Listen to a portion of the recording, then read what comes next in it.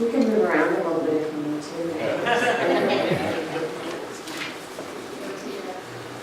Oh, so in case you hadn't noticed, the calendar continues to move.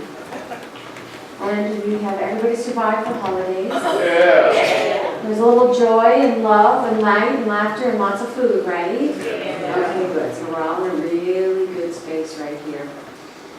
And, you know, we if you've noticed, these holidays, they come around every year. Yeah, so we have this cycle of life, as Carol was saying in her invocation, this breathing in and breathing out. The ocean tide moves in and it moves out. Spring comes eventually and summer warms us up. And don't you remember, it was only a couple of months ago when we were all swearing because of the heat. Couldn't get cool to save our lives. Okay, so just pointing out that there is a cycle of life and we are very much a part of this cycle. And today we're going to honor our path of this year. We're only going to look at 1 year at a time because looking at our whole entire lives might be a little overwhelming. So I don't want to scare you away. I want to invite you to think about this last year as I'm speaking. And what we want to do always is to honor the path that we're on. We honor the people that we are. We have a tendency, I think, especially in Western culture, to think that we're not really worth honoring and appreciating until we get there, right? Until we're at the pinnacle, whatever that pinnacle is, wherever there is. But it's really a process of honoring right where we are. Because the truth is, we are always building and growing based on the experiences we are having right now. Based on the relationships we are in right now. Based on the work that we do, the conversations that we have, the words that we use, the dreams that we hold. These are all of the things that shape our life all along the way. And I have a wonderful example of this. I have a friend from Huntington Beach, Elizabeth, who when I first met her was somewhere between 350 and 400 pounds. And she was in the process of losing weight on her own to prepare for gastric bypass surgery. So in order to get the surgery, you have to begin losing weight. And this is for someone who's morbidly obese, who probably hasn't been able to lose weight her entire life, and yet she's on this path, and she had the surgery, and this was only 2.5 years ago, 3 years ago, and she has lost 200 pounds. 200 pounds. And she wrote on Facebook last month. Last month she did a month of gratitude, so every day she would post who or what she was grateful for. And what she wrote on Gratitude Day 14, she posted a picture of herself, which you really can't see, but I'll leave it out. It's a picture of her attending a wedding at her largest. And what she says is, Gratitude Day 14 for this woman, the one I used to be. The one that kept on keeping on to get me to the point where I am today, which is truly happy and full of joy with great friends and family and colleagues. It wasn't easy to get here, but as much as I love the person I am now, this is the one that truly did the hard work to get me here.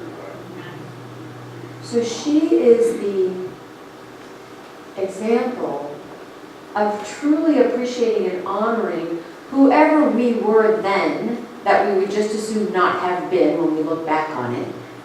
But to truly understand that without that part of the path, we wouldn't be who we are now.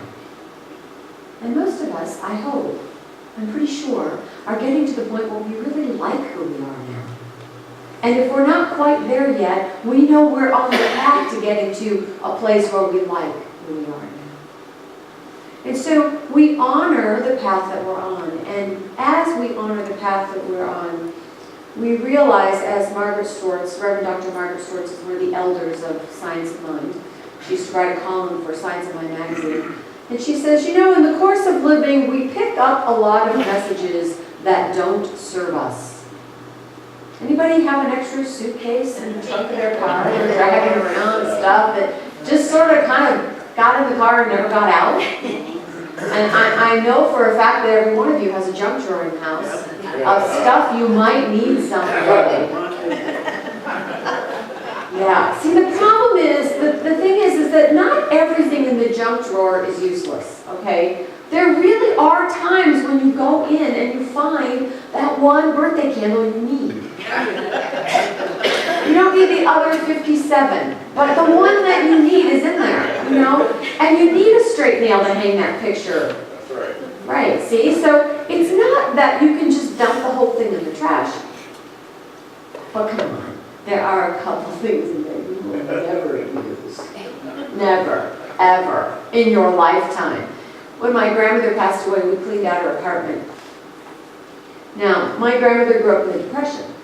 She was very frugal. She was a single mother in a day when that just wasn't done. She was very good with her money. So she saved things. She had Cool Whip containers older than I was. That I used for leftovers most of my adult life until I finally retired them. And I think there were about 10,000 twisty ties from the produce department in her junk drawer. So my point is, we can choose to look back and understand and bless what served us then, even if it no longer serves us now. We can understand that where we were at the time was perfect for the time. And if you don't believe me, look at your senior pictures from high school. Okay, so I'll only say one word, mullet. Okay, 2 more words, Farrah Fawcett. At the time, you were hip. You were cool. You were right there on the money. That would not serve you today. I'm happy to see no mullets. Right? Okay. So we have this idea sometimes when we look back at who we were as young adults, and who we were as kids, who we were maybe in our professional lives, and we think, you know, I don't know if I like that person very much. Or maybe I have a lot of regrets. Or maybe there was trauma that just I thought was going to kill me. And wouldn't it have been nicer to, you know, live the happy life with the butterflies and the unicorns and the mansion on the hill and get my own car at 16, which didn't quite happen. But the truth is, wherever we were at the time is responsible for shaping us into the people that we are now. And it is responsible for calling forth out of us our gifts, what we have to give the world. You know, that trauma and difficulty and struggle builds compassion. Right? And that sense of achievement and maybe even popularity that some of you, are not me, but some of you might have felt in high school, actually builds a confident platform for moving out into the world. So everywhere we've been, everyone we've met, even those crazy family members it doesn't feel like we picked, have all served us in some way. And the good news is, as spiritual beings, we also get to choose to consciously release those things which no longer serve us. So Ernest Holmes puts it this way.